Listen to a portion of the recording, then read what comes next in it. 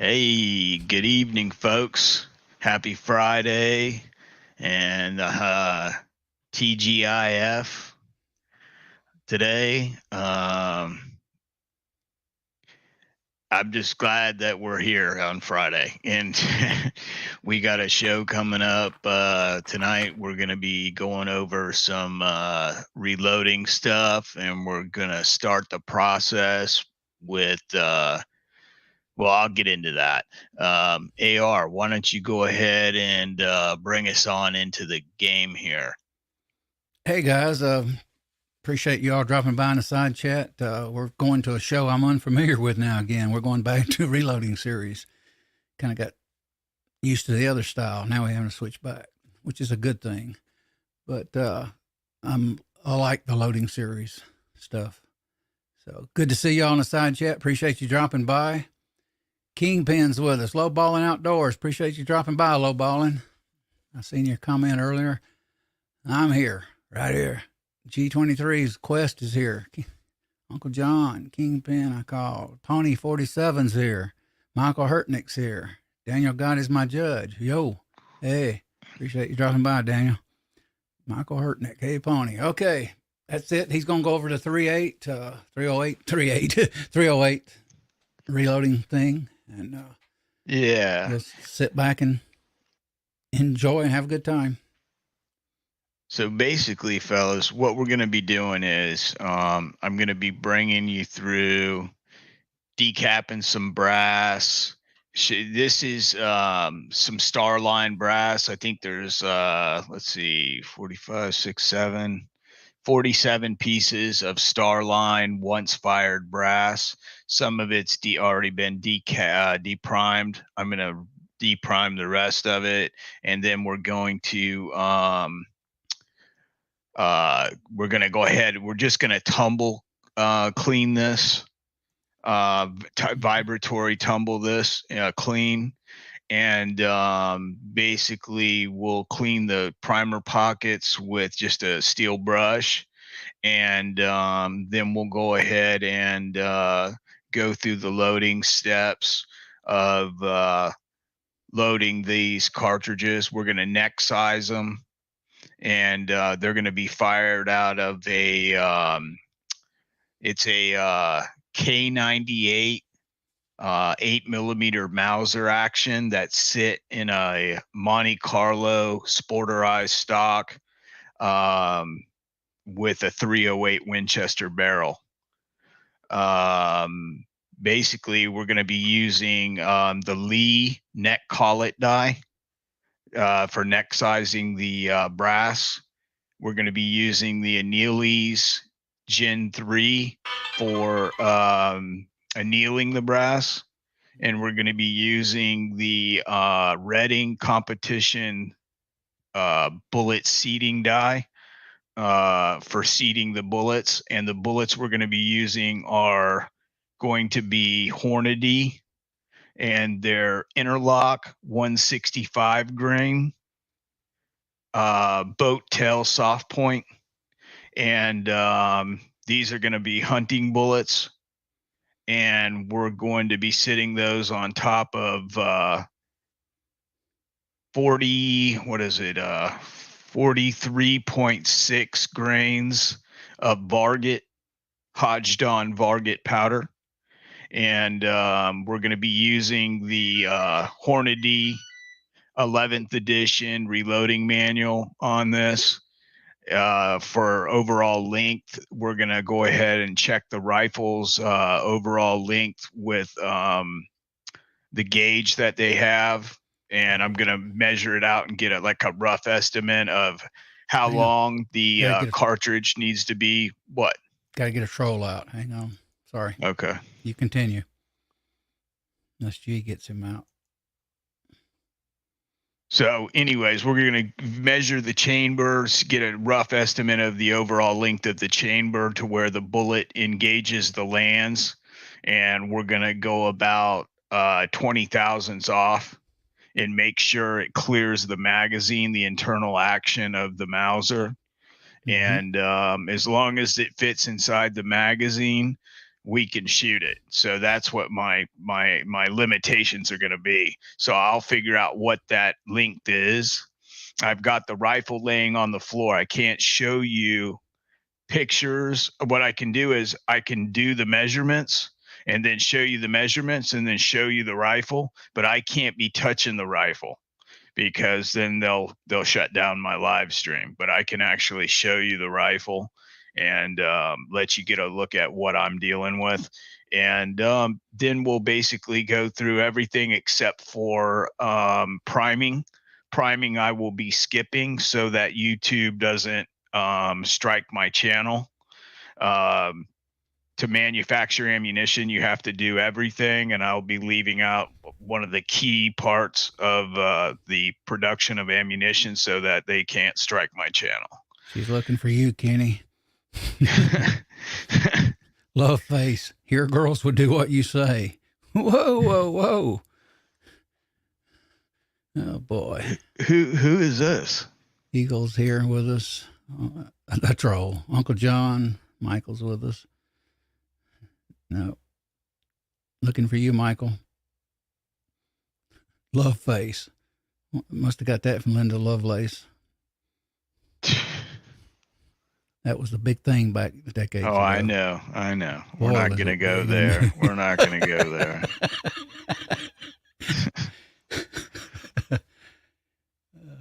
But so yeah, basically, thank you, Hud. So basically, my wife just brought me a coffee. This is the second coffee of the day, so I'm going to be really amped up here. So yeah, so what I've got laid out here, these are 47 pieces of Starline one-shot brass. And basically, when I put these in the empty chamber of the Mauser and I go to close it, the bolt handle goes down smooth, but there is a little bit of resistance. So basically, we are at the premier, and they go in and out of the chamber very smooth. So you still got at least 2 or 3 thousandths of clearance between the cartridge and the chamber walls. So it's very smooth coming in and out. I'm not worried about that becoming a problem with this firing. And I believe we're going to get some of the best accuracy out of this particular rifle and barrel combination with this setup. And when we load these 165 grain jacketed soft tip lead with a boat tail, they're gonna be some deer killers. These are gonna be next year's deer season ammunition. So I'm gonna be loading these 50 or 47 and then another 50 Hornady pieces of brass that he's got with the rest of these interlock. I got a couple of boxes of these 165 grain interlock bullets. Was able to find them on Bass Pro Shops. Or no. I got these on Midway USA, and I was able to find them and get them shipped to me before deer season was even started. And basically, so this is going to be the setup. This is what we're using. We're using the Lee COLLET die and the Redding competition seating die, bullet seating die. And that's what we're going to be doing as far as what products we're going to be using. For primers, we're going to be using CCI large rifle primers. Nothing special about those. And I think that's pretty much what we're going to do. We're going to be using 2 thousandths or a little under, maybe 1/1000 and a half neck tension with no crimp. And we're going to be loading these long so that we can get as much out of the get 20 thousandths off of the lands and grooves to get the most accuracy as we can out of this rifle. And that should do it. I've done this before with this rifle, and it shoots sub MOA. The guy that put this barrel on this rifle God rest his soul, is an old gunsmith from the area here. And he used to build competition rifles from old Mauser and Arisaka actions.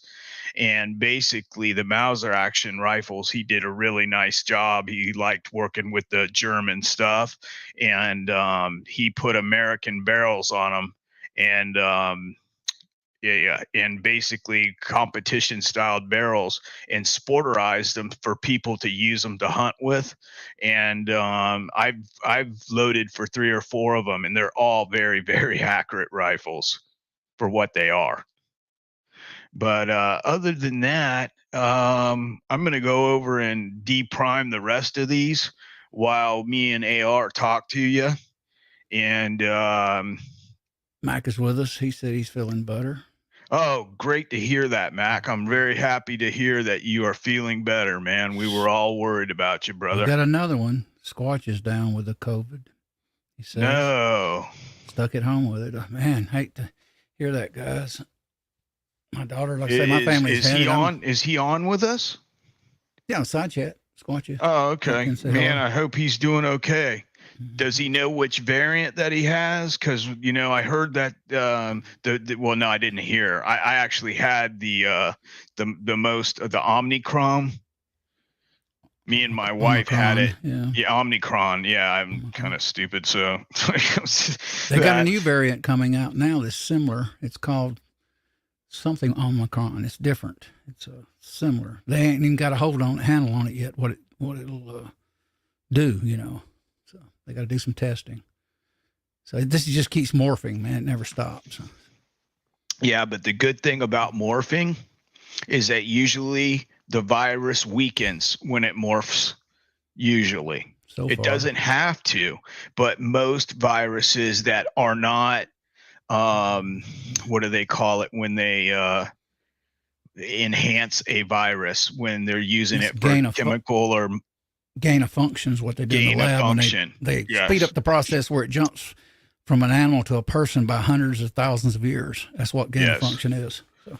Yeah. So basically, it depends. In this virus, they said has not been modified extensively in gain of function. And so, because if it would have been the first mutation, it would have gotten stronger instead of weaker.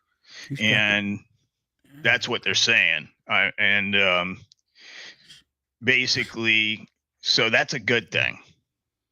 The weaker it gets, the better off for all of us, because the more like a cold it gets, the better off we are. He said he's got the Decepticon variant, I think. Decepticon, yeah, the Transformer variant. It's getting that way.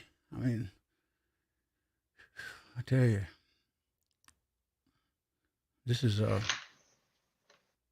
if this would have happened years ago, there'd be a movie in Hollywood already about it. And there probably still will be.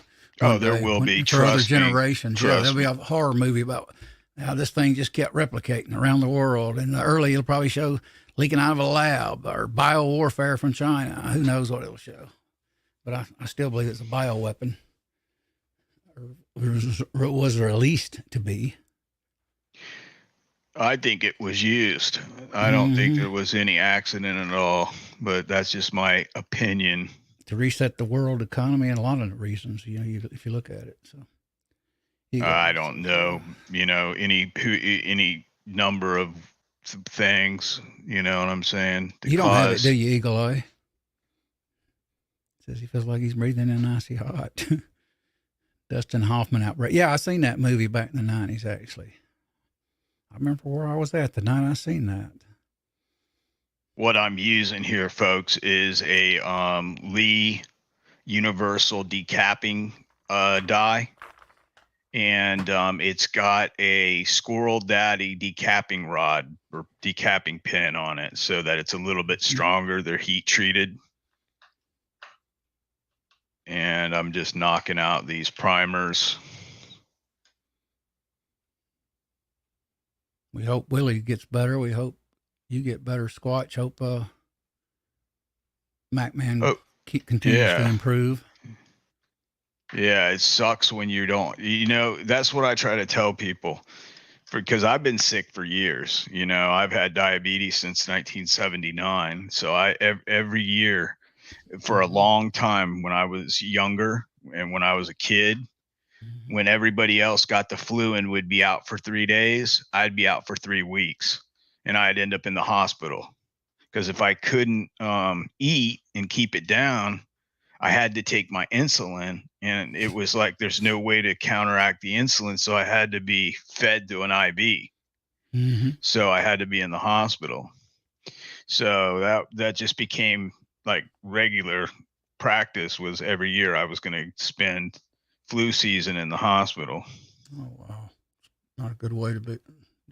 Yeah, if you add up all the months I've been in the hospital, it comes out to almost 6.5 years of my life I spent in the hospital from when I was younger. Wow. And I still go to the hospital every now and then, unfortunately. I haven't been. I was thinking not this past January, last January. So it's been over a year. I was only in there, I think, 4 days. So got out. Then I went and had hernia surgery. Oh, that's always fun. I'm thinking about neck surgery this year, but before I get too dang old to even have it. So, Squirrel Daddy pins. I've been thinking about having my testicles dipped in bronze. Too much info. Dipped in bronze. I need to get that powder hopper. Powder hopper? Which one? The one that hops. The powder hopper you got right there. The deluxe Lee perfect powder measure? Yep. Almost sound like a commercial. If you say it works for Varget, I'll believe you. Yes, dude, it works for Varget. And and where everything else stops up, this thing throws through right on through it. Mm-hmm.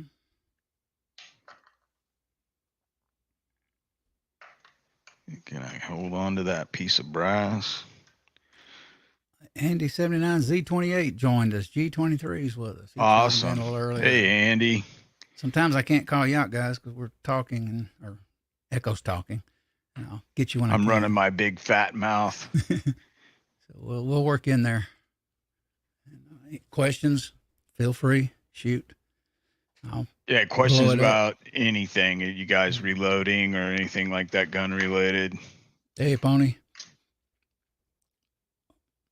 I know most of you guys have done this, but if you're a new guy and you're watching this later, basically we're depriming once fired brass that I loaded, and he ran through, my good friend ran through his Mauser.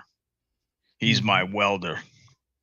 And he hunts white-tailed deer, and he's got a couple of spots. One is, in Georgia there, and then one's in Ohio.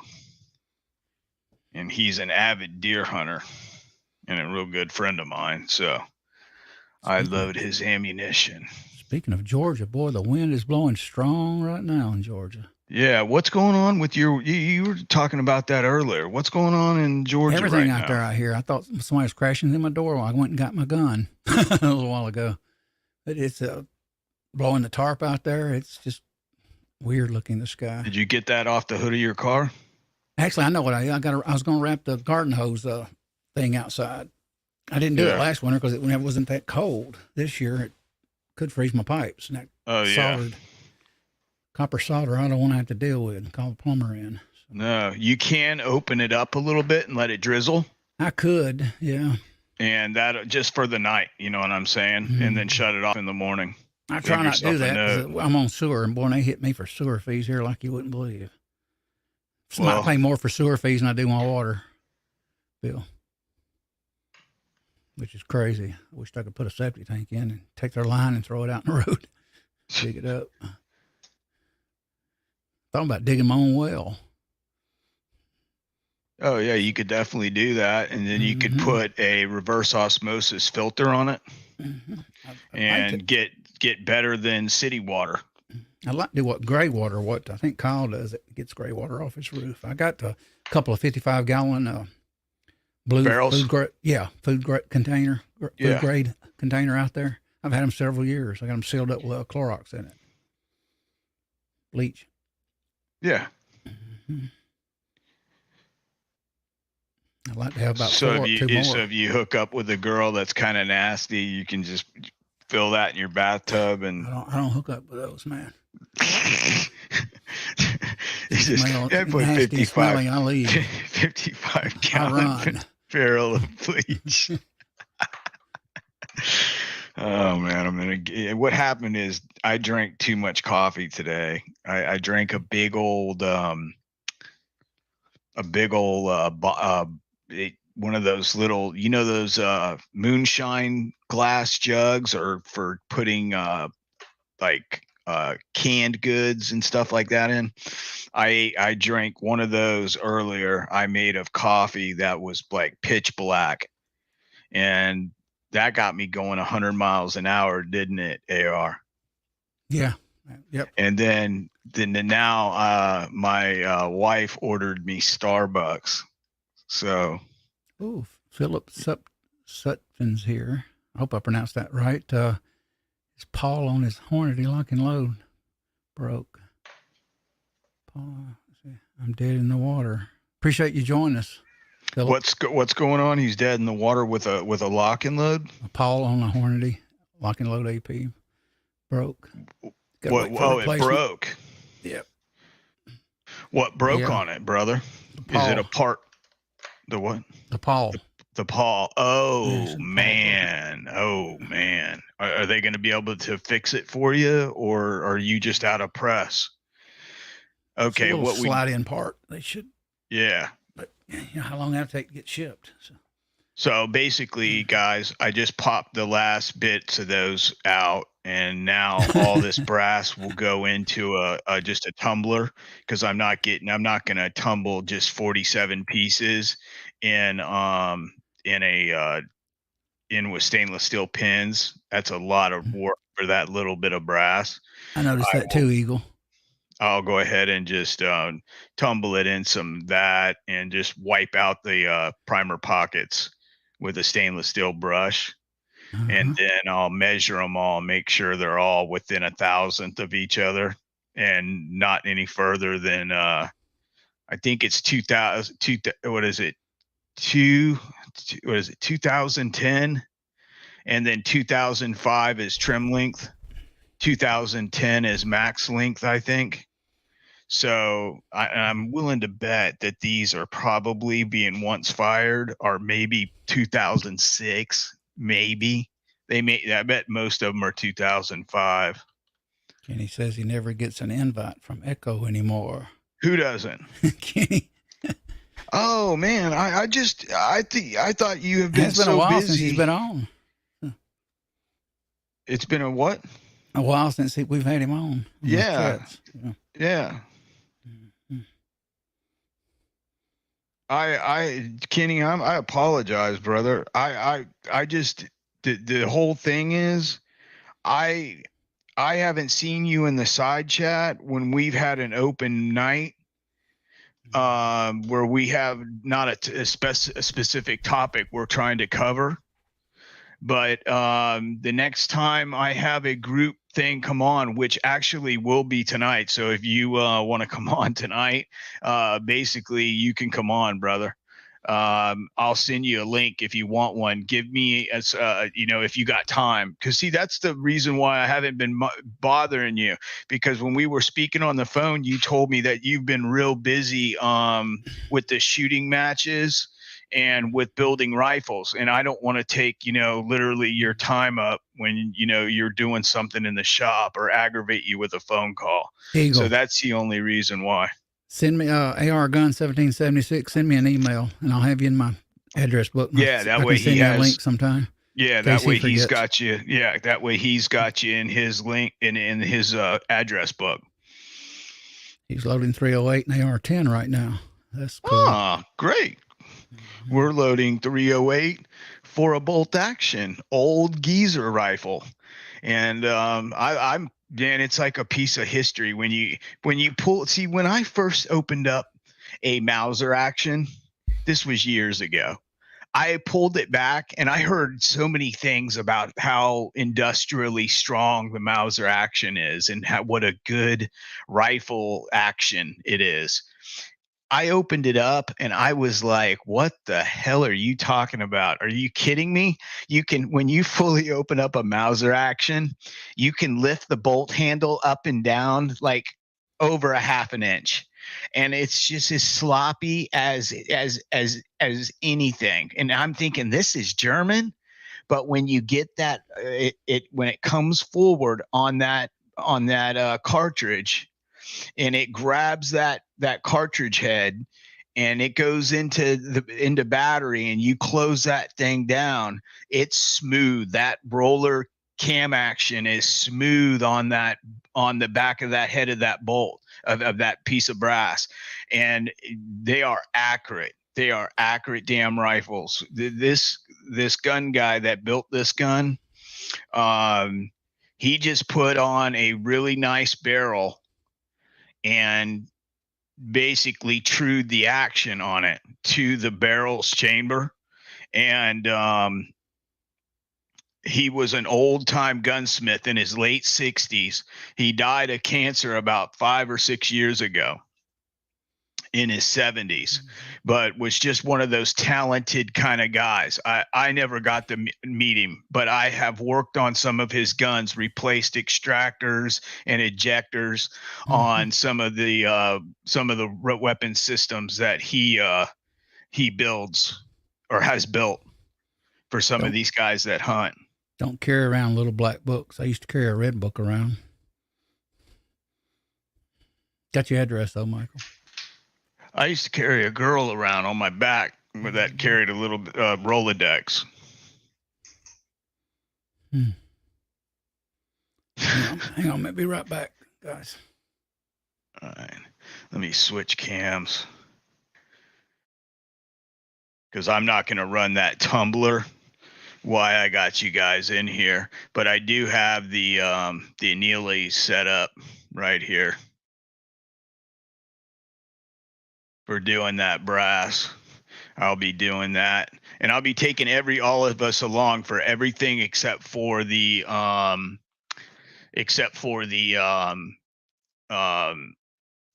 priming. Can't do everything because YouTube will have a hissy fit and throw rocks at me. They'll stone me.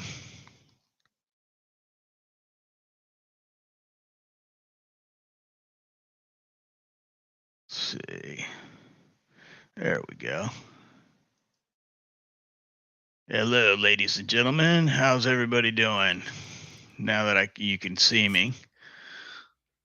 Let's see what's AR doing. Just got back. Oh. No. Hold on. There we go.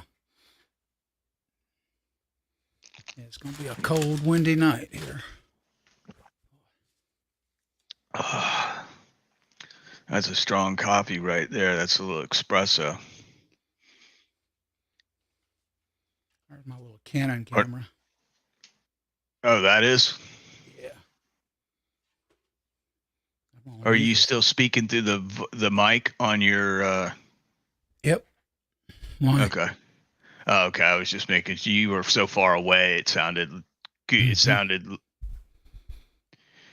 you were away from it and at a different angle, so you weren't getting real good reception. It sounded very weak, like maybe the Canon or the who makes it? Canon. The video cam. I could hear you right there. It's HF R50. Oh, okay. Camcorder. HF R50. Got it at Sam's Club a few years ago. $350 back then, though. What does it take to record onto? SD card, full size. Okay. Should have one in it. Nope. Yeah.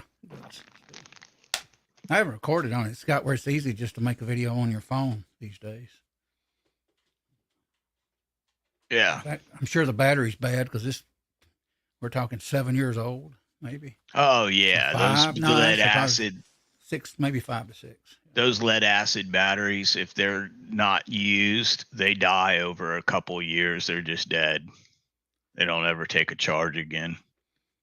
I'm gonna get a capture card and I'm gonna set it up for as a webcam and see what it looks like. Yeah.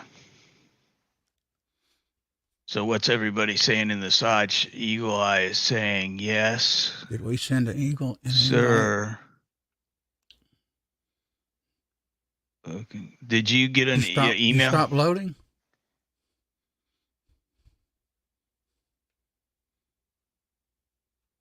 Did you get an invite or an email from Eagle? Hang on. I have to wait. Look. You're not loading? It doesn't matter if he is or not. No, you. Oh no. This is what I did was I popped out all those primers, and now what I got to do is I'm gonna show everybody what I'm gonna prime them, or I'm gonna polish them in a vibratory tumbler. It's a Hornady M1, and I'm gonna dump them all in there, and then I'll take the tumbler out in the garage and plug it in. As long as my wife is gone, because she's going over to a friend's house, and that way, let's see here. Quest says, how are you controlling neck tension? How am I controlling neck tension? Very good question, Quest. What I'm going to do is I am using a Lee COLLET die. And the Lee COLLET die, the beautiful thing about the design of this thing, if you do not have a precision rifle, if you've got just a plain Jane off the shelf rifle and you're trying to make it as accurate as possible, well, you take brand new, well, okay, put it this way. What this was designed to do is for someone to shoot factory ammo at a deer for one season. You're going to shoot 3 rounds, probably, 1 or 2 to sight it in, 1 to verify the rifle's still on at deer camp, and then 1 or 2 to hunt with, and that's all you're going to shoot.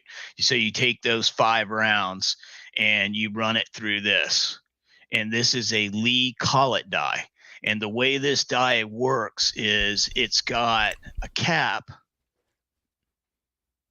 that unscrews just like that.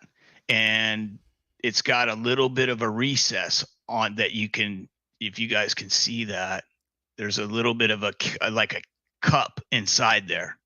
I don't know if you can see that. I can. You can? Okay, good. Yeah. Okay.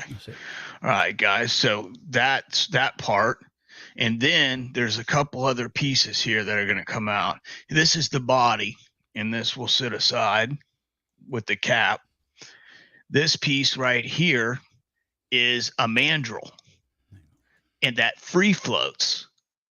Okay. This is the actual collet that goes over the neck of the die. And it's let's see here. There's 2 pieces to it. Oh, I see how that works. What happens here is when you run the piece of brass over this mandrel and it's free floating, it can move up and down a little bit. In the outer diameter of this is set at 306.5. So basically it's 306.5 caliber, and that gives you 1500s neck tension. And then the top part of this, when the inside piece of this die, the bottom piece of this slides up, it's got a collet on it. Let me see if I can push it out. I can. Okay. So you guys can see what I'm talking about. And I get my finger stuck in there. Okay. You see how this has got a collet with little, like little fingers on it?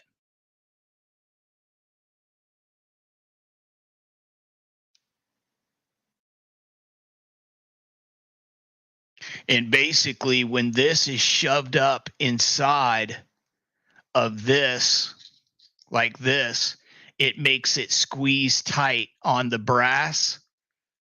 This mandrel goes through the flash hole, which aligns the cartridge case and fully supports it on this mandrel, and then squeezes it down to it, making it a uniform neck tension on every single cartridge. This is a very handy little piece of equipment if you're using factory reloads, or if you're hand loading ammo for a factory rifle. This Lee neck sizing tool is it's worth its weight in gold. Excuse me, gentlemen and ladies. That coffee's giving me a little bit of burpees. So basically, you put it back together, and you can see I can wiggle that mandrel in there and shove up and down on it. So it free floats, and that's what gives it that perfect alignment, so that when I throw it on a concentricity gauge after I pull it out of this COLLET neck sizing die, it's like plus 1,000. That's it.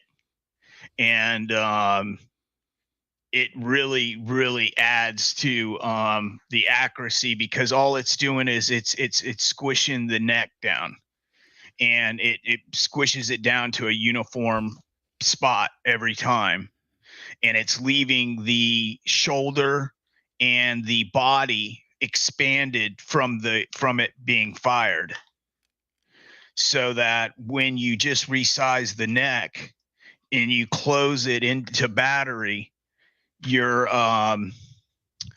actually filling up the chamber more. It depends on what you like, Michael. Some people do the neck. I don't do neck sizing. If I do, I use a Type S redding die, and then I use a mandrel. But people do it different ways. We got Alaska One Andy with us. Yeah, this is just the way I do it. Got the troll there's 100 different ways to do it, guys. Echo is being stalked by the love face troll. The what? Go ahead and get him, G. The love face troll. Oh my gosh! Somebody got nothing better to do on a Friday night. That's okay. What a bad life. I could care less, dude. I could really care less. I think it's pathetic. Yeah, it is. And those guys, they think that they're. I think it's funny. I just laugh, because that's all it is. As long as they're not saying something horrible, and that's just absolutely disgusting. I just laugh it off, but I don't care, because it don't matter to me what they say. Everybody else is going to ignore them.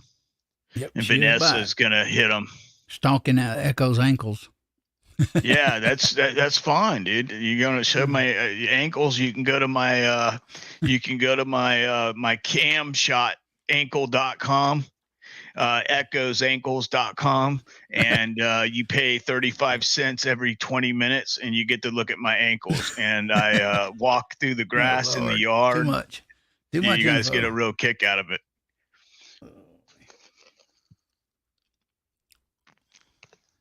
Michael Dunn is with us. Appreciate you dropping by, Michael. So basically, yeah, I pop those primers out, and I'm going to go get my M1, and I'm going to dump all the brass in it, and I'm going to go and stick it on the plug in the garage, and start getting that knocked out. And then when we're done, we'll clean them out with the Dillon media separator. And then I will clean the primer pockets with a stainless steel brush, like one of the Lyman ones, or one of the RCBS. They're all about the same. They're just like a stainless steel bristle brush. and you just run them in through the primer pocket and knocks any of that carbon that's left over from the primer compound exploding. Get that out of there, and then we'll go ahead and measure them all. And then once that's done, we'll go ahead and I might wash them out and throw them in the Lyman dryer,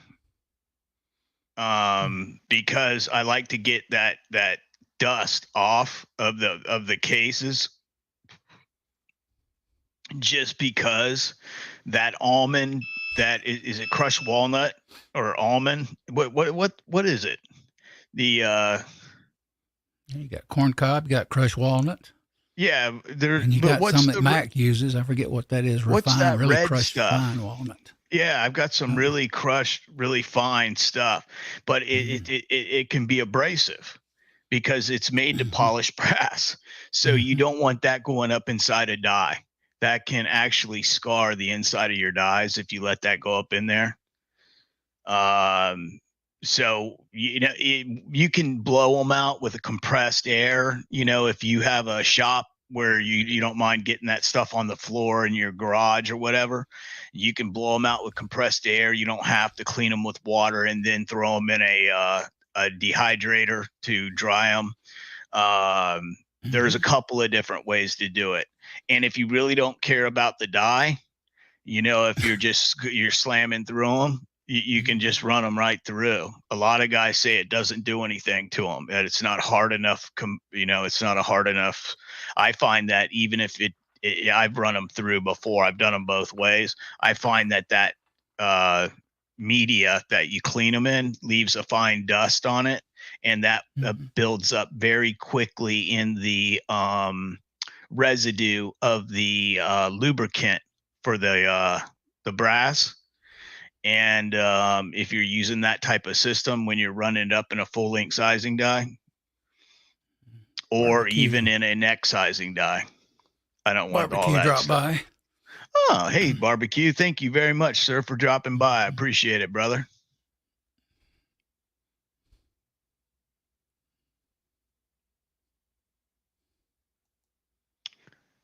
Appreciate it, brother. Let's see what's going on with this.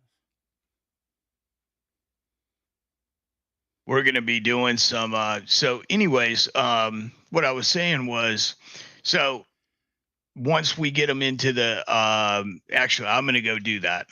Instead of running my mouth, I'm going to actually do something. I'm going to go grab that bucket, that vibratory tumbler. Okay. It's even weird. Even the weather is getting weird in their language. It says description for Atlanta weather, red flag warning in effect from noon to 7 p.m. Red flag. Oh, boy. That rifle, yeah. Yeah, I like rifle. I like rifle reloading. It's not bad. Different.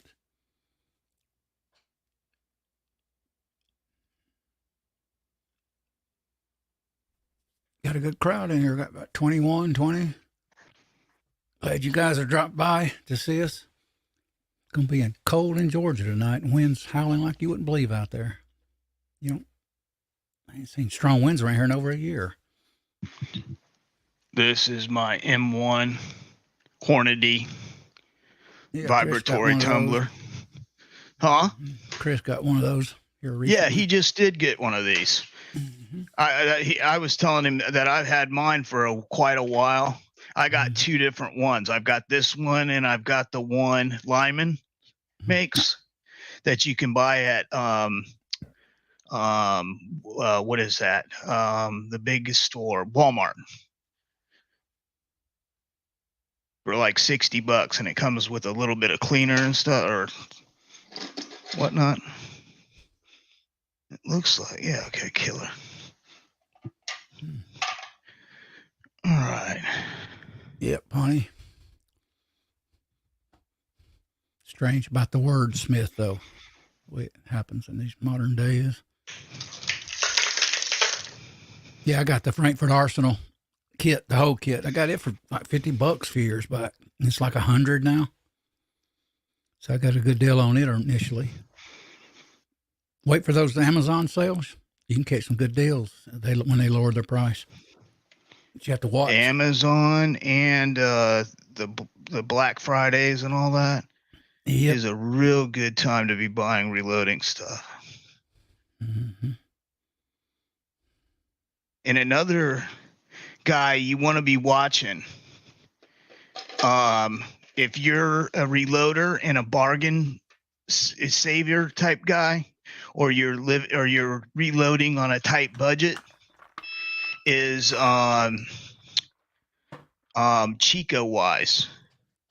He finds a lot of deals and he passes them along to everybody so they can benefit as well. So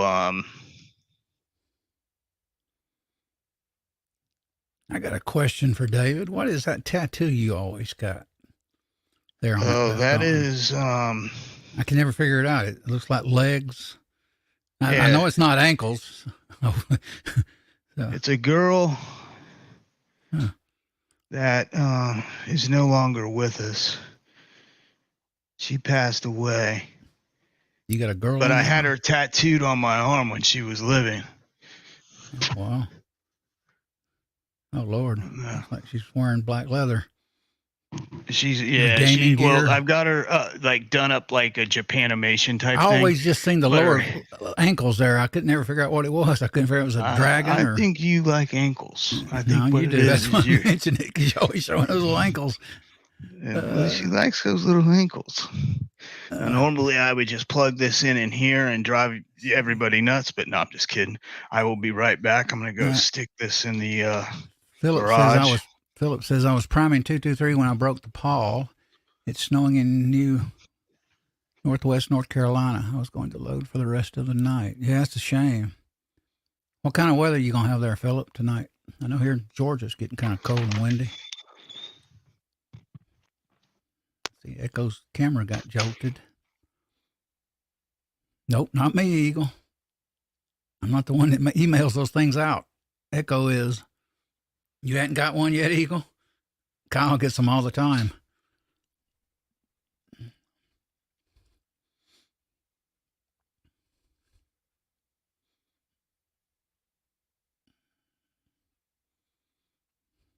Go up here and call you guys out. I won't call out the troll.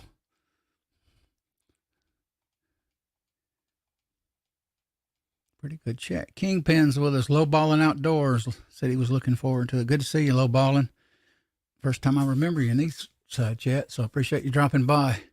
I'm here. G's with us. G23, Kingpin, Uncle John, Pony 47, Michael Hurtnick, Daniel God is my judge. Dropped by. Appreciate you dropping by, Uncle John, Kingpin. Who else? Hobbies Hobo. Appreciate you dropping by, Hobo. James Pollard, Love Face. Oh boy, Eagle Eye. Who else? Kingpin, James Squatch dropped in. Mac Man dropped in. I remember. Eagle Eye. Hope you two guys continue to hope you improve. I know Mac is getting a little bit better. He said. Uncle John. Andy 79Z28. Philip. I'll just say Philip. I wonder how you pronounce that last name. Sutphin? Let me know if that's right. If it's not, doing the best I can here. Okay, Glock fellas. Pro Mags or E-Mags, not a good choice for us. Yeah. Tactical Fuds with us. Appreciate you dropping in. Tactical. And 01 guys with us.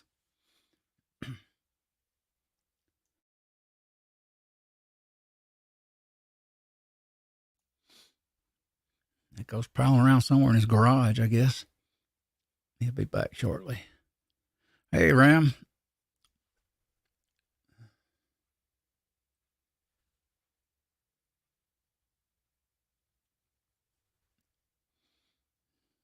I wish it'd snow here in Georgia. I'd like to see about 4 or 5 inches. snow.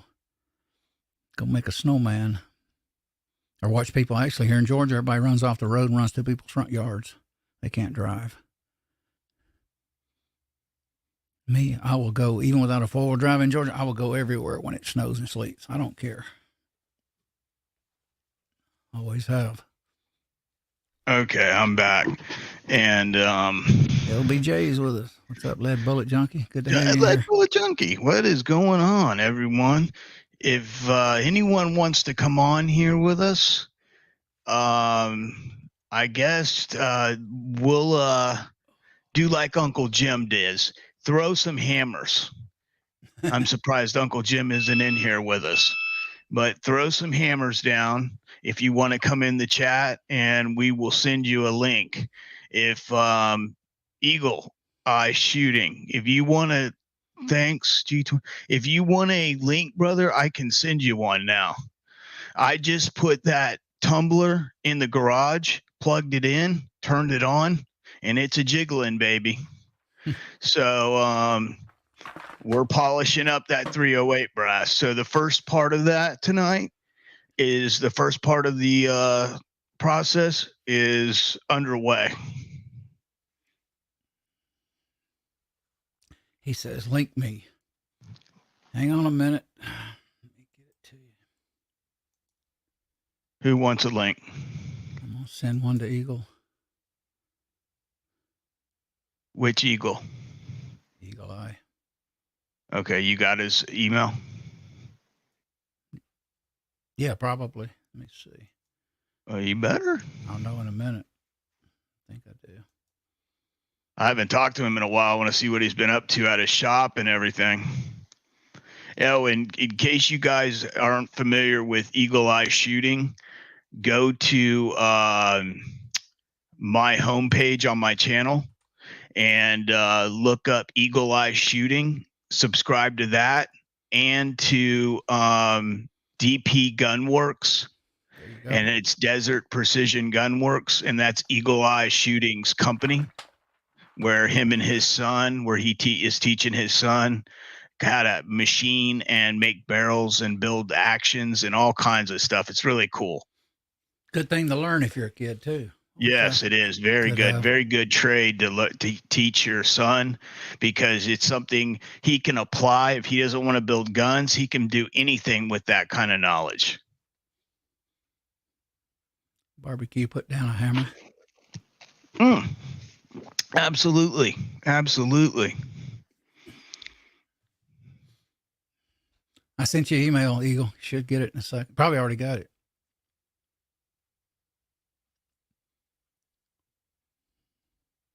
Got 23 on. Here comes the love face again. White troll just determined, isn't it? He or she or it. We'll just refer to it as the it. Somebody's always got to, be a wise jerker. As the mob says, I'm a wise guy. Weisenheimer. I agree, Vanessa. Explosives is a good profession. Make more bombs, make more guns, make more ammo. To hell with the Democrats. I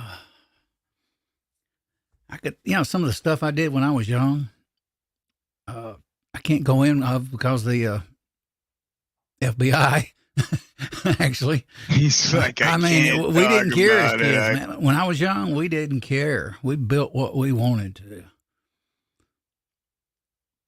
Okay, put it that way. What did I do? I'm an idiot. Anything that went bang, we liked when I was a kid. Yep, you hit the big time when you get trolls, Uncle John says. Yeah, you don't usually get trolls. I usually don't, because I'm not that big of a deal. It does I'm like happen a fart on weekends, in the wind. though. You notice that? Friday, Saturday? Like a fart in the wind. And that's funny. Michael Dunn, yeah.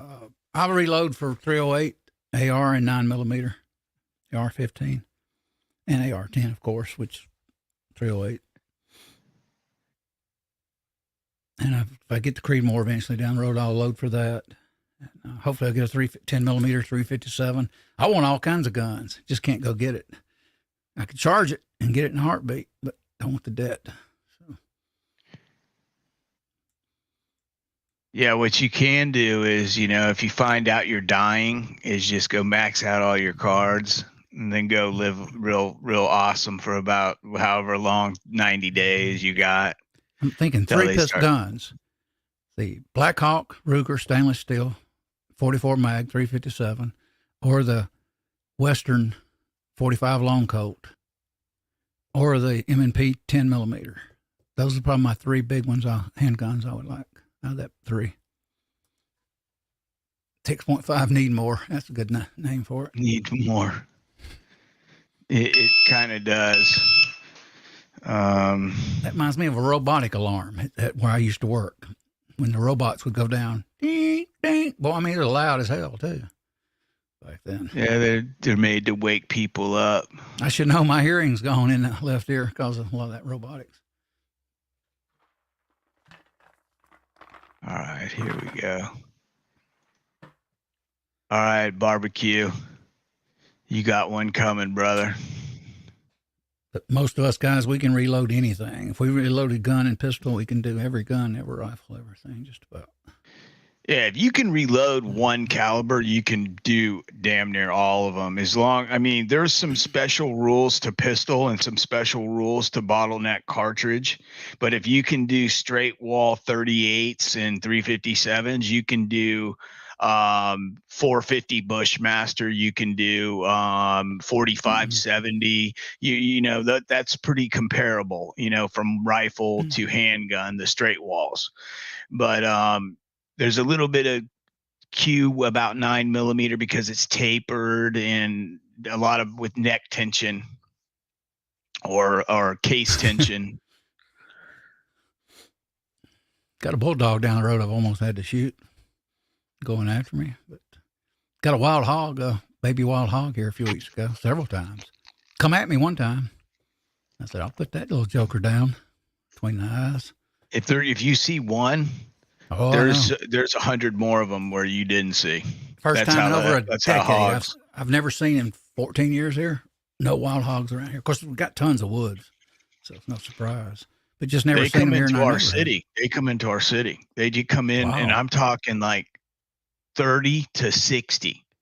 A pack of them will come in, and the sheriff's department and the police department, city police department, will go out there with shotguns, 870s, and blast them.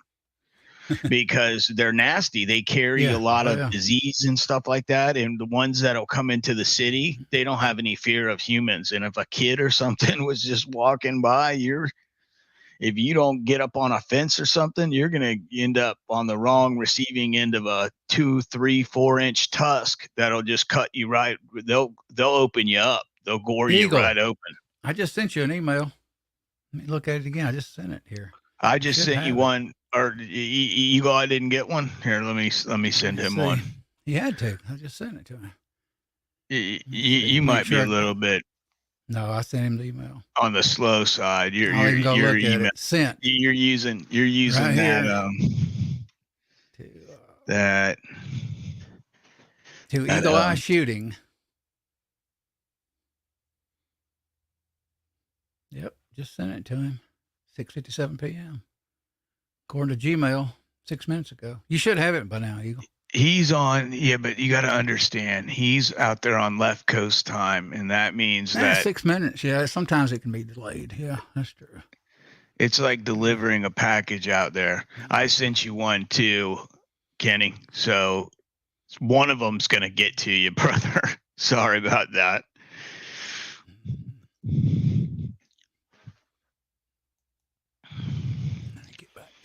Hey, Jimmy. JH. Oh, Jamie's here. Wind's chopping around here in Georgia, moving around where I'm at. I got to wrap my pipes tonight. Yeah, I always recommend that you. I always recommend that you wrap your pipe. Got to get my hose wrapped. Yeah, you don't. Got to come in from the cold.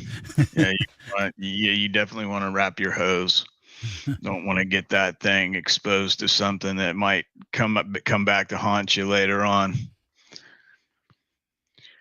Walter, was it this morning? Walter mentioned, was it today he mentioned that Willie was texting him? Yeah. In today's chat around noon or something. Yeah. Yeah. Yeah, but we don't know. Oh, here we go. Yeah. Hey, Kenny, what's up, brother? Thanks, Echo. What did he not? Did it not come through from AR? No, I think he got the wrong email. I got Nice. Eagle and I Shooter because someone stole my the other account. I got the 609. Okay. That one should have went through too. I never got anything from there. It's all right. I'm here. Okay. Appreciate it. Now I'm just fighting the coof also. I caught that crap when I went down to Disneyland. Oh no.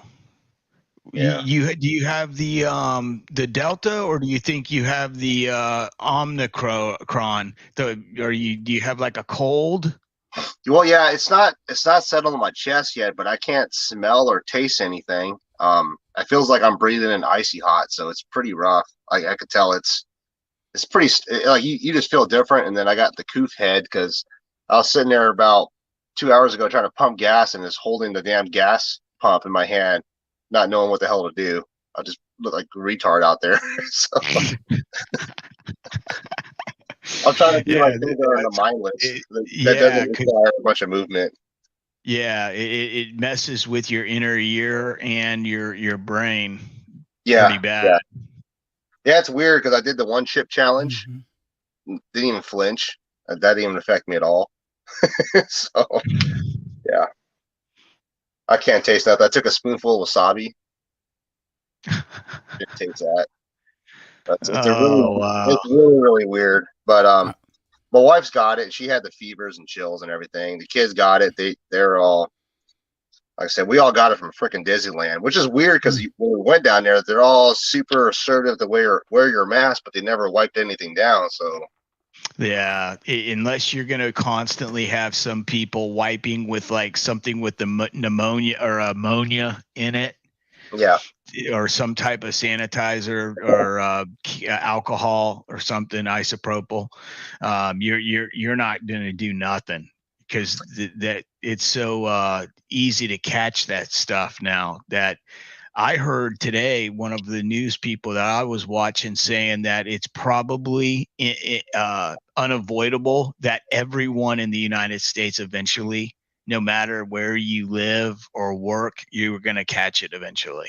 Yeah, it's that's what I think. I mean, I don't know what variant I got. My wife just went down and got tested yesterday, and it came back positive in about 3 minutes. So she was coming up the road like right when she left, and she got a text message. Oh, you're positive.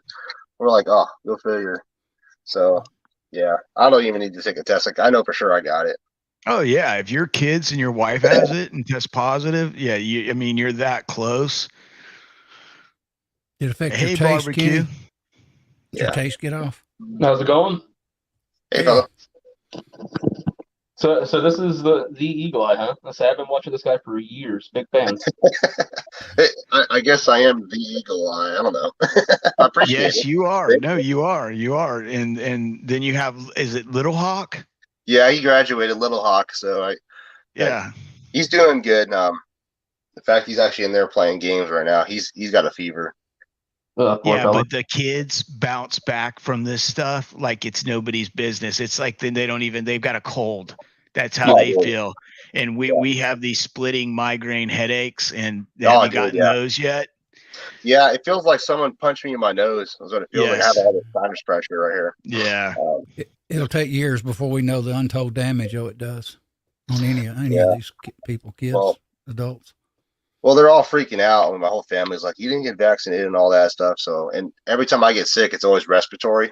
So that's I'm a little bit worried because of that. But I'm on day 5, so I would have really been out of the count by now. Yeah, I would have thought that if you were going to develop walking pneumonia or pneumonia, you would have already had severe symptoms of fluid in your lungs.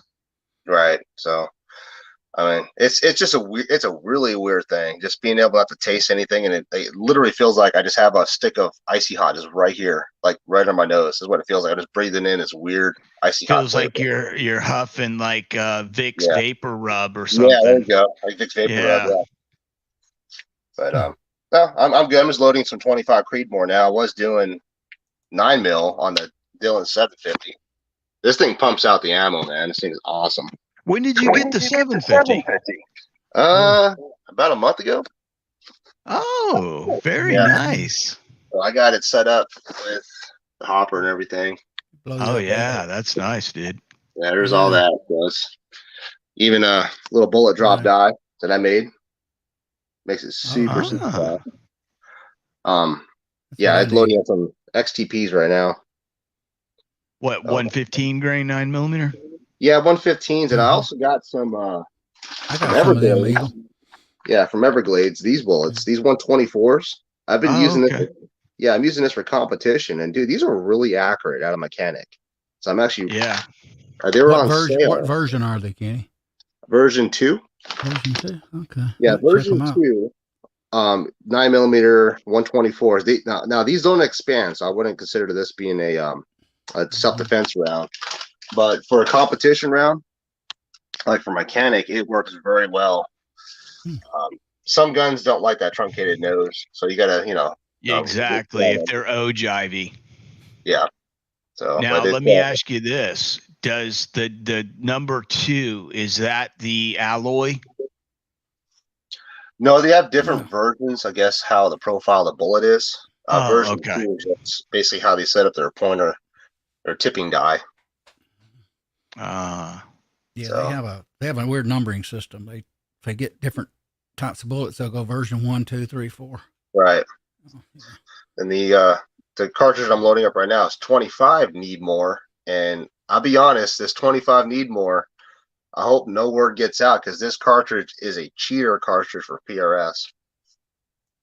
Oh, seriously? Is it that easy? Dude, it's less wind hole or less elevation than a 6 Creedmoor. It's actually flatter than a 6 Creedmoor.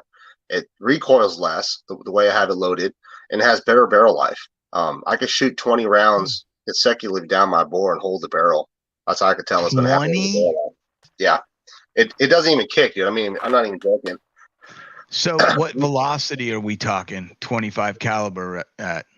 Well, it's a 135 grain burger hybrid. I could push it at 3,100 feet a second, but what I'm loading up right now is 2870, which makes it about 7 mils at 1,000, which is like, it's literally a powder puff. It's so light recoiling. So you're talking 6.5 Creedmoor speeds, max speeds.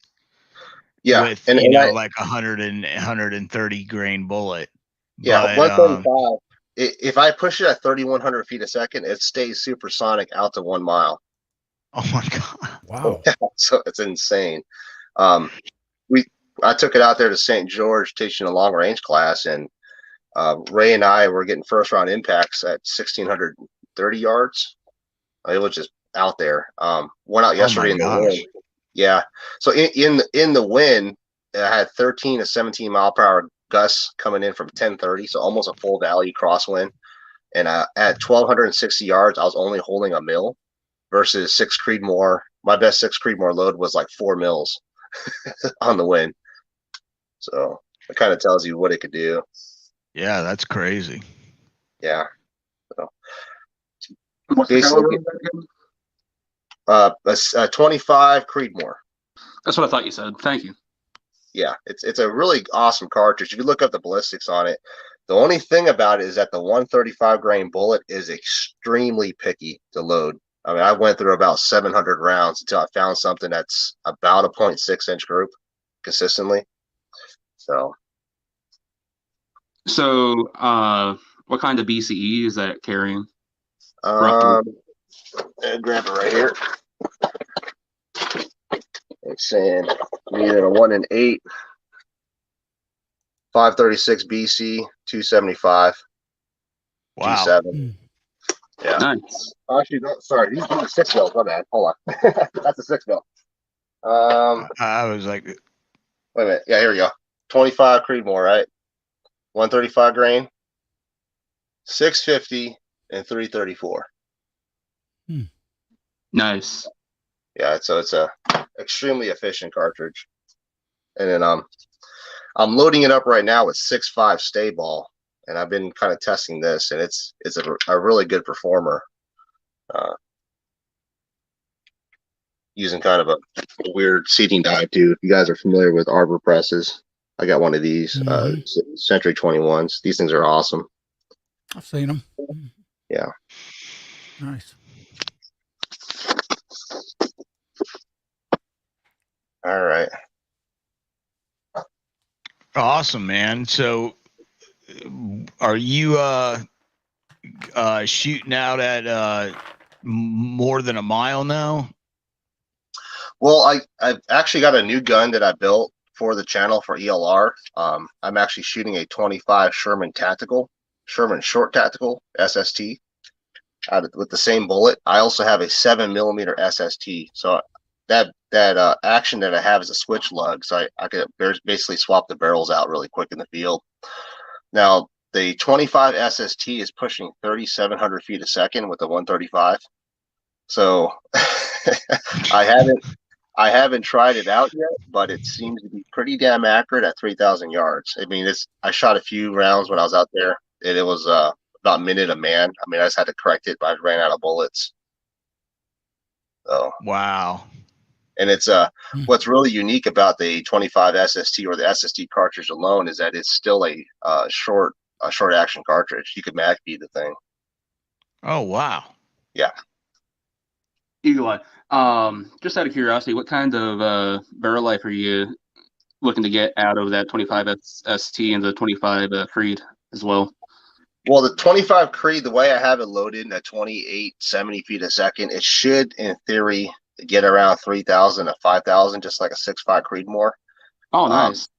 So speed isn't what kills the barrel; it's the heat. And how I determine if it's going to be a barrel burner is, like I said, 10 shots consecutively with an IR thermometer or just your hand on the chamber side. If you can't hold your thumb or you hold your fingers on that chamber, that's going to tell you your barrel life basically. So this thing does not get hot at all the way I have it loaded up. Like I said, I could do 25 shots and it's just barely warm, like, to the touch. I would say it's heat soaked. The inner of the barrel is going to be pretty warm, but it's not like a 6 Creedmoor where I do 10 shots and that thing is like pretty much smoking hot. You can see the mirage. Yeah, it'll burn your hand to the chamber. Yeah, what's weird about this being a Creedmoor class cartridge, it hates 4350, like H4350. No, I tried so much of that, it just does not like it. So it likes a little bit slower and wants to be what is it, the N555, whatever's a little bit slower. Look at what Uncle Jim. Hold on. Yeah. Wait. As my slow. I was casting, Jim. I got some 277 Wolverine. I was just casting about an hour ago. Oh, the 277 Wolverine. Yeah. Is that what you said? Oh, yeah. Somebody's getting into the new military cartridge. Or there the you go, civilian version. Yeah. Yep. So there's some casting right there for you. And then I got some Keith bullets too. I still shoot or cast hollow point Keith right there. Cool. Look at that. Wow. That's actually zinc. This is made out of zinc. Oh, super light. And then I got Andy's bullets too. I actually got some zinc. These are all zinc, which is really, really odd. Here, I'll show you the weight of it. But Nothing. Andy sent me some zinc 308s. Oh, those are some speed demons. Yeah. Look at this good thing. to see you, HIPAA. Can you guys see this? All right. 136, 135 zinc. Wow. So those are going to be rocket ships. Oh yeah. So what are you going to run that out of, a 1-9? I have the Rossi 92 lever gun triple D. Oh, okay. So I got that in the I can't pick it up right now, but I 3D printed an AR9. I got a lot of projects here. So, All right, Philip, appreciate you dropping by. that's a 3D printed AR9, if you can see that. Let's see. Oh yeah. So that's from the Hoffman Tactical. I've been playing with this, but this magazine has issues feeding. And then I got the Dead Air Primal 45 can on it. So playing with that one. It's a pretty unique little AR9. I think the magazine has issues. That's the thing. I can't get that thing to run good.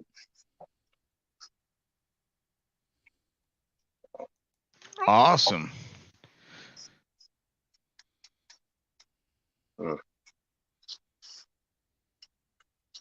Yeah, a lot of projects. So yeah, that 25 SST, I'll probably take that out pretty soon there. Guns and Barbecue, if you want to see what that does. But honestly, that cartridge alone, if you want to make a good backpack gun, a hunting gun, you could shorten that barrel down to 18 inches, make it a folder style bolt action rifle, something really light. It doesn't kick hard either. And you can still push 2,900 feet a second out of an 18-inch barrel. That's pretty Wow. impressive. Yeah. So yeah, have you done a lot with the 25 SST on your channel yet? And say, no, I just got it and built the barrel, so I'm kind of just working with it right now. Gotcha. You could buy the brass and everything from the Sherman Short Tactical website. They have all of that in stock. So it's that's the benefit. It's basically a 7 SOM but better. It's like an ACLI approved 7 SOM. If you think about it, that's exactly what it looks like. Yeah, I'm one of those people that, like I said, I've been watching you for years, but if I don't get a notification, I'm not one of those people that's like, I want to go check out what this channel's doing every day. So I wasn't sure if I happened to miss a bunch of stuff that you're doing with it, or if, like you just said, you're just getting around to experimenting with it and whatnot. So definitely looking forward to catching some videos on that. Yeah, I appreciate it. Yeah, I mostly do a lot of testing before I show anything on the channel, just so I don't misinterpret something, or I give good valid feedback. I'm not one of those channels that just jump on the bandwagon and start making videos on it. I fully test these things for at least a few weeks. You mean to tell me that you don't see you out in your backyard some lights up in the sky, and you're not on there telling people that there's aliens landing in the Arizona desert? Sometimes I'll see people do something, and I'm like, and you kind of notice, like when they're reloading, you'll see them making a mistake. And I've made mistakes, so I'm not impervious to this. Everybody that reloads has made a mistake one time or another. But the bottom line is, if you watch and you see something and you're like, oh, that's not going to be good, that's not going to turn out like he's expecting. And then when he gets to it and he's like, why are these rounds hitting all over the target? Why does this look like a shotgun? And you're like, that's because you didn't do that one step, and you're yelling at the TV set like a moron. And you're like, and then he's like, oh, look this is what I did. And I'm like, yeah. Well, I mean, it's funny you say that, because honestly, going through this whole YouTube thing, it really made me rethink my whole thought process, because everybody is super keen at picking up small details like pronunciation and all that stuff, and they're so fast to point it out to your channel. I don't know what it is, but folks seem to always want to correct somebody, and they get some kind of weird hype, positive doing that. So when I do a video now, it's because I've been testing that for a while, and that way I could give a good, valid information about it, not just, throw something out there and then get criticized on it. So I still do, but everybody's human.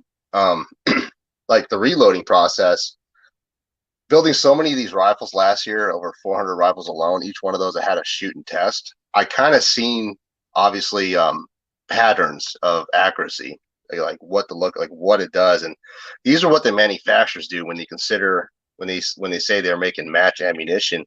You find these wide nodes like 6.5 Creedmoor. We all know 41 grains of 4350 or 42.6 is going to give you something with a 140 grain ELD. So those little patterns, what I've noticed is basically you find your high pressure point where you start seeing pressure signs on your cartridge, then back down about a grain or grain and a half, and that's going to put you usually at the node.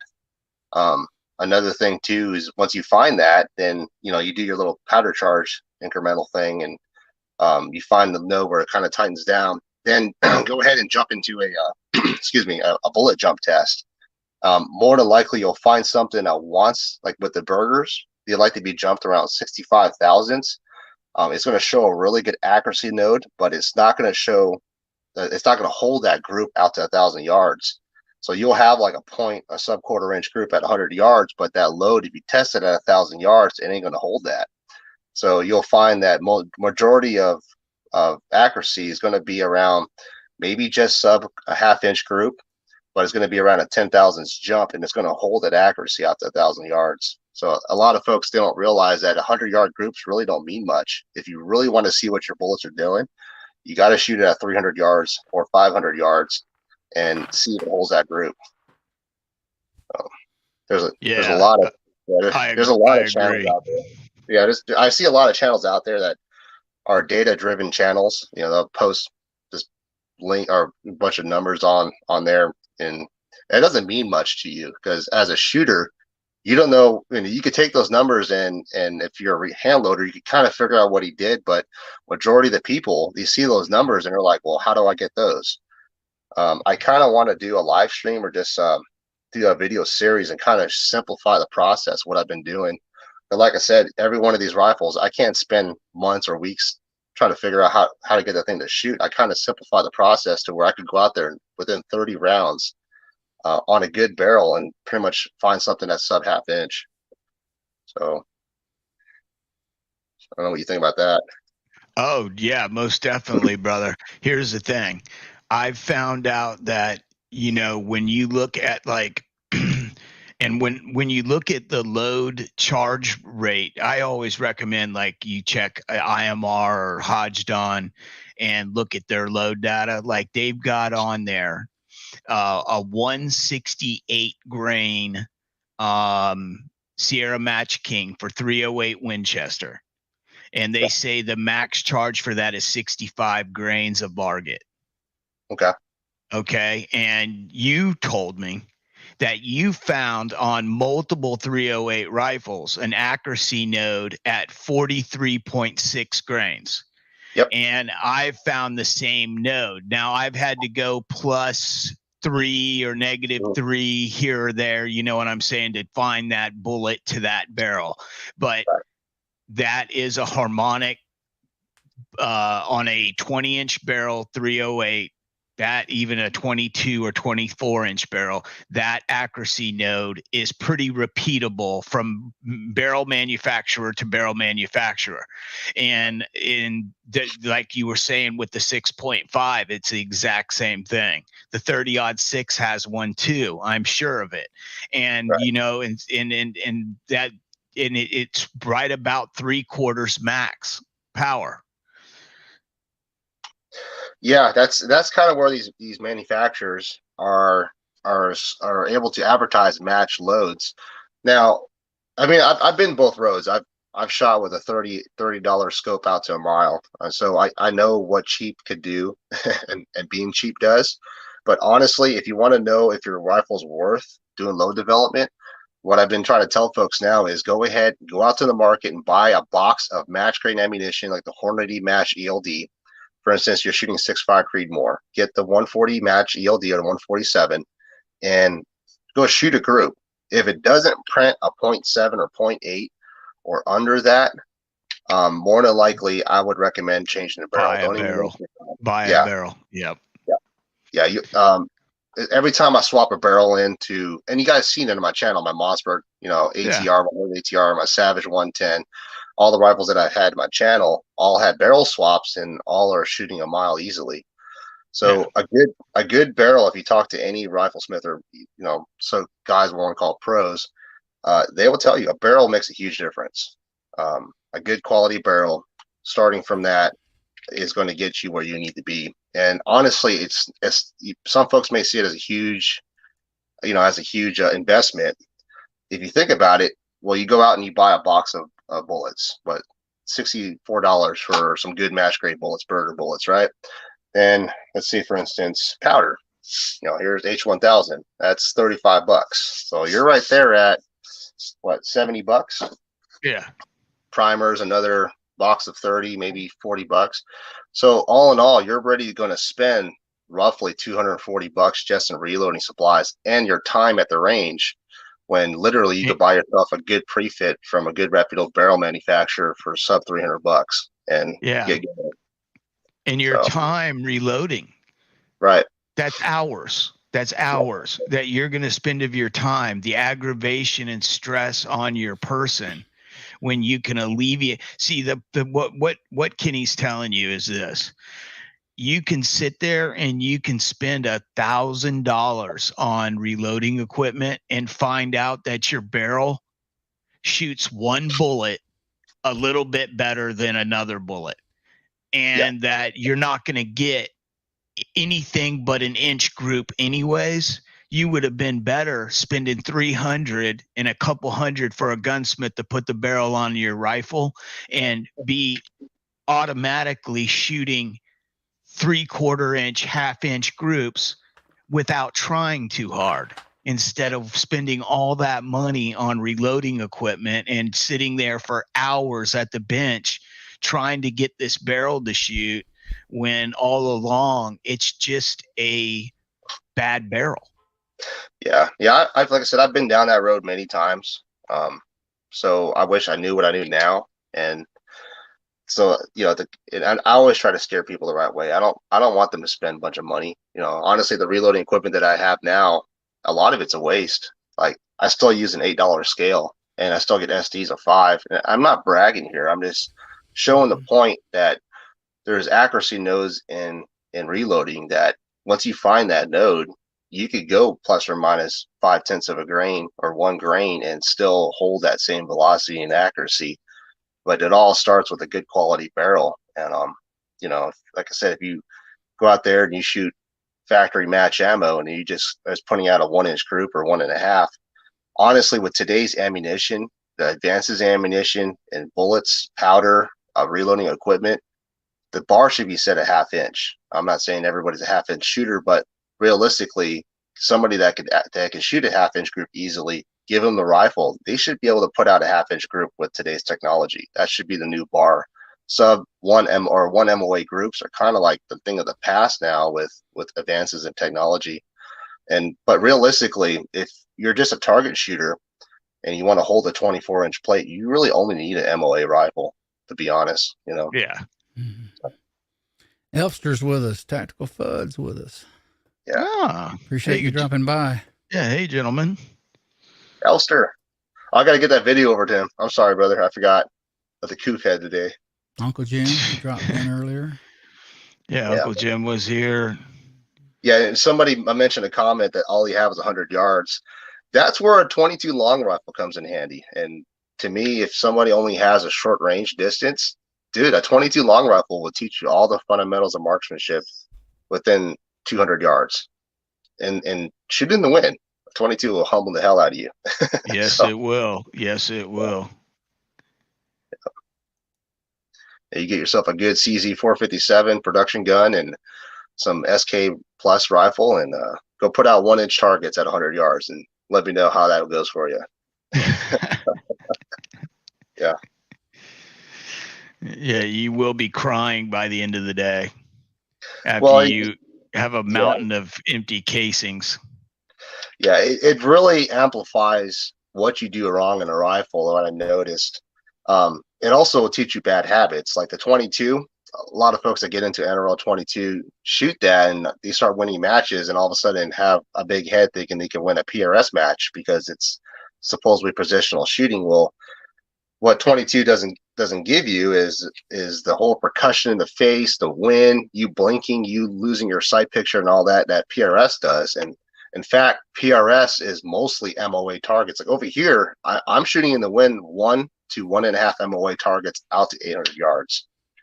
So it's very, very difficult versus NRL 22, or you get into NRL 22X, you're probably taking a 400-yard shot on a 7 or 8-inch plate, which is very doable with some of the rifles out there. Oh, yeah. So, but it's still difficult. It is, yeah. But like a good challenge to do is Chris Waste. It's called the Craft Challenge. It's a positional shot. You're basically standing, taking a shot, and trying to see how tight of a group you could hold. Majority of folks aren't MOA shooters, which is that challenge will show you. Majority of folks can't hold a 1-inch group from a positional shot, standing, kneeling, sitting, or prone. Of course, prone is where the most accuracy is going to be. But if you average all those groups, you'll see that your shot average will be above MOA. Typically, a good, even Olympian shooter will basically hold just underneath MOA accuracy. It kind of really tells you right there, kind of, the gun can only do so much. Yeah. And then you're going to have to be responsible for the rest of it. And basically it's practical shooting skill. It's what, how good are your practices in shooting. It's going to tell you. It's, a good rifle is going to show you where you're lacking, because it's not the rifle, it's you. There's no excuses left. Well, I have asked this question for a few guys that, all these say they shoot all the time. There's characteristics in every rifle. Like when I asked a certain question, a guy that goes out there and shoots his bench rest all the time at 300 yards. So I asked, he shoots PPC. I says, what yardage does your spin drift come in hand, or, come into play? Majority of folks don't even know that. For me, shooting 6 arc, it's 760 yards to 810 yards. My spin drift starts pushing my bullet. And, these are things that most folks just don't know unless you're out there looking and actually shooting a lot and practicing. You'll start noticing little things. Every gun has a characteristic. And that's what, if you really want to get into this competitive shooting, especially PRS, those are the things you have to find out on your rifle, but that's going to make you miss your shot. But yeah. I don't want to take over the chat. We could, let someone else talk. No, I enjoy talking this. I enjoy talking this because it's where I'm doing the load series on 308, and I covered what I had to tonight, and I had you on because I knew there'd be a lot of good input. And if anybody's got any questions in the side chat, make sure you ask the questions now and let AR blow them up for Kenny so he can see them, or ask them so that Kenny can answer them. I appreciate when Kenny's able to come by. Kenny spends a lot of time working 2 jobs, and he's the only reason why he's got time to be on our show tonight is because he's sick with COVID-19. So yeah, I'm at home loading some COVID bullets, so get ready for it. The COVID, zombie bullets. Yeah, zombie bullets. Yeah. Coof bullets. No, I mean, I appreciate it. I'm by no means a pro. I just like sharing my experience. So I've been blessed enough to build quite a few rifles and see certain things, and kind of bust the whole myth of certain things. A lot of it in the reloading, you don't really need a lot of these crazy tools. And dude, I've been so sloppy in my reloads, and if Idaho Rogers was here, he'll tell you, like, dude, we literally just dumped powder from a powder hopper, stuffed the bullet in there on a case that we didn't even prep, and we're knocking that 1,000-yard target like it was nothing. We got overpressure signs left and right, but we were still hitting that target. So you were just hand loading like you would like black powder? Well, almost. So what I was doing was taking these NT cases. Now Pat gave me these cases. NT, I forgot the name brand, but it's basically almost Lapua. It's the sister factory of Lapua. Okay. That make these cases. But what's weird about this, that this is 7.62 by 51. This thing shows me pressure signs. I literally blow. Here, I'll show you, dude. I'm like popping primers and getting ejector swipes at 41 grains of Varget. So, wow. Just the internal volume of this case is so much less, or there's something weird about these cases that 39 grains is where you want to be for Varget, but we both know 39 grains isn't enough to get a 168 grain bullet going out fast enough. No. So if anybody has experience behind NT cases 7.62 by 51, yeah, there's nothing out there about information wise. You will literally blow primers and case head separate with your typical 308 load. Oh yeah, a 7.62 by 51. Those that's machine gun brass. It's thicker. It feels different too. There's something to it. Yes. Like if you tap it, it feels like there's a different alloy to it. Yes. I think it has more tin Yeah, in the because what happens is you get case head separation much quicker on it than you would on an actual piece of brass, I've noticed. yeah. Well, these brass alone is actually really high quality. These are one of the only other pieces of brass or companies that drill the primer pocket or flash holes like Lapua does, and they're extremely uniform. Like if you were to weigh random, 5 random cases, they're plus or minus half a grain. So they're very high quality brass in Lapua standards, but they just have a weird spike in pressure that I can't figure out. So I have to use different powder. Like it likes the slower stuff. I'm using 4350 powder and for these cases for my 308 load. But what's cool about this is that I'm using this for Andy's zinc bullets right now, and I'm able to push that zinc bullet with H322 at 2,900 feet a second and get some pretty decent accuracy. Oh yeah. So, what was that question? I didn't see that. I'm sorry. It's all right. Here you go. Okay. X-Max printer. I have the QD X Pro.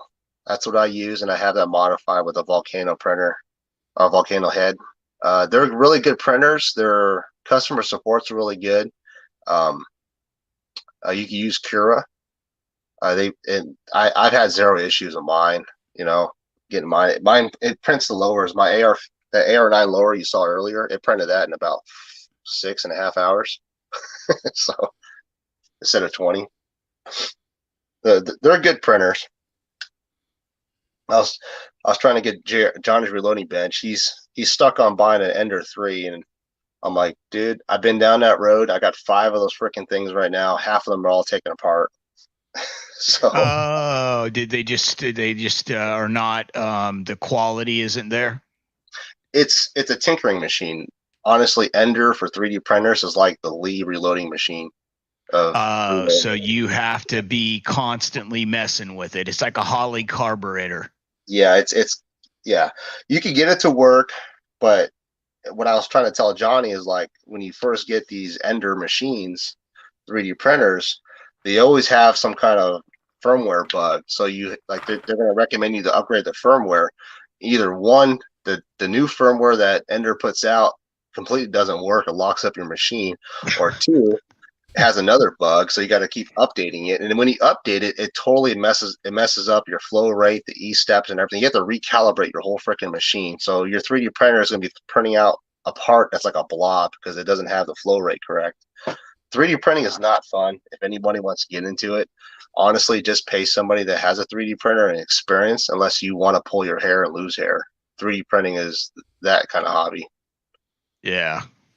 Yeah, the V2 is good. The factory firmware, but that's the problem. If you want to step up to print like ABS, ASA plastic, because honestly that's what you want to print for a lot of our reloading equipment.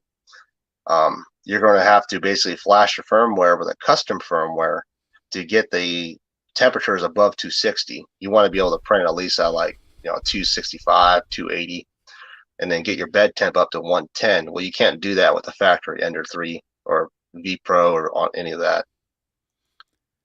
We're coming up on the 15-minute hour. Yeah, we're coming up on 7:45. Jamie JH586 is going to be doing the Georgia shooting connection at 8 p.m. tonight, ladies and gentlemen. We're going to try to get everybody to go on over to Jamie's after this. What we'll do here is we'll start winding it down.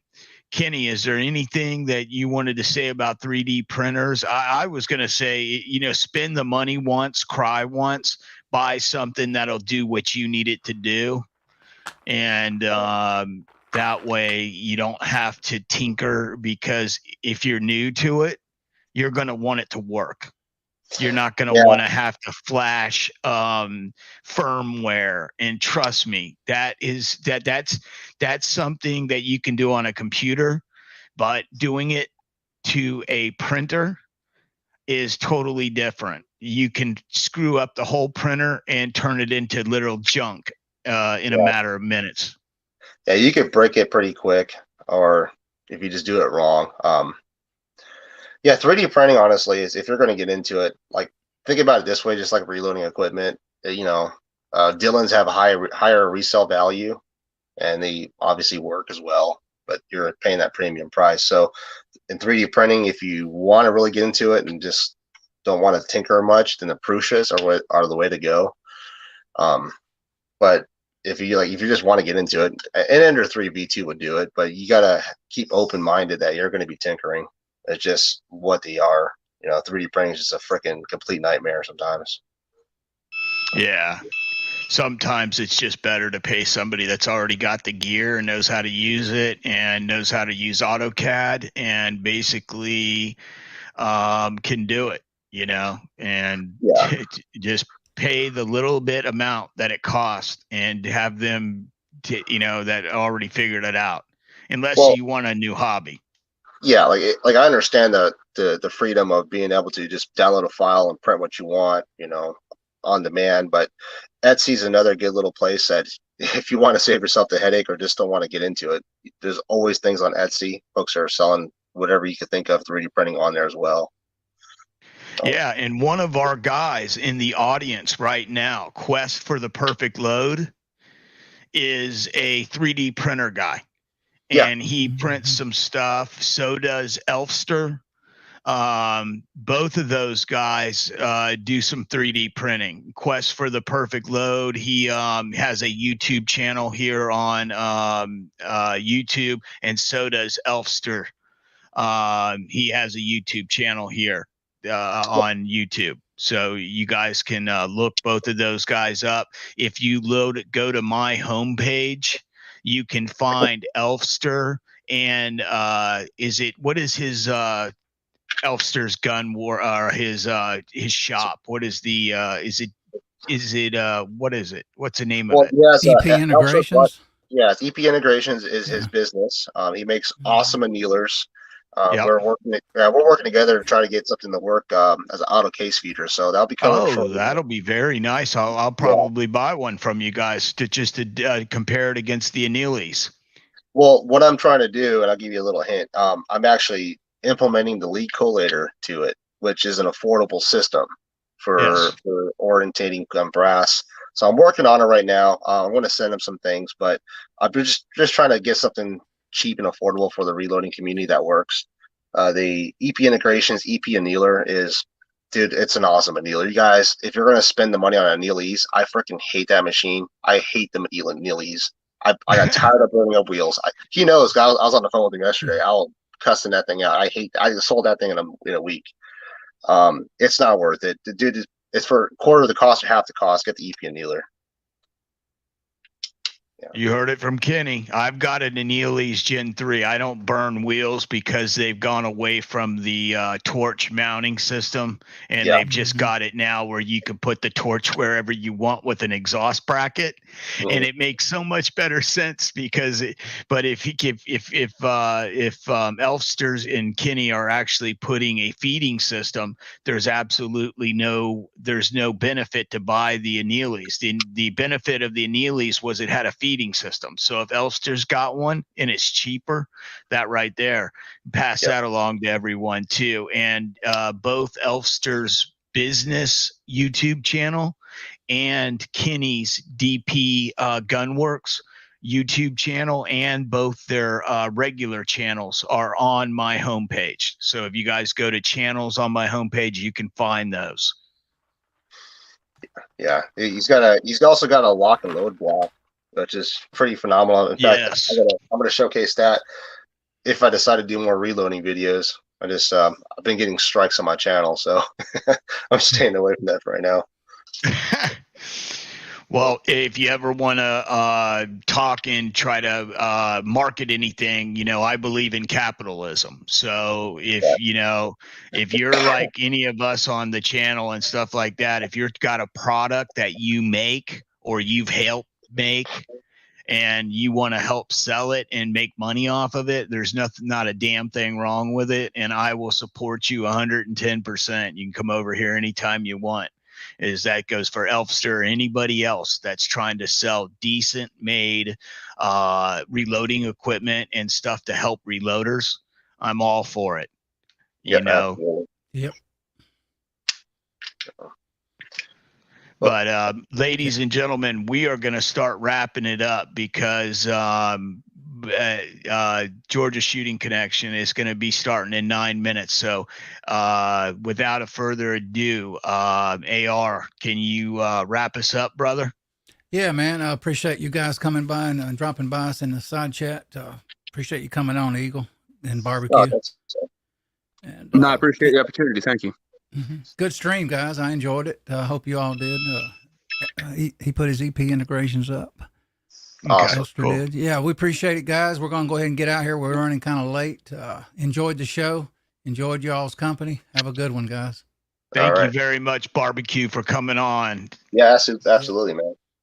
Yeah, no, like I said, I appreciate the invite. Thank you. We're going to do it again, Barbecue, because I want to have you back on for doing another 308 reloading thing, because we're going to do this again. Sounds good. All right, brother. Night all.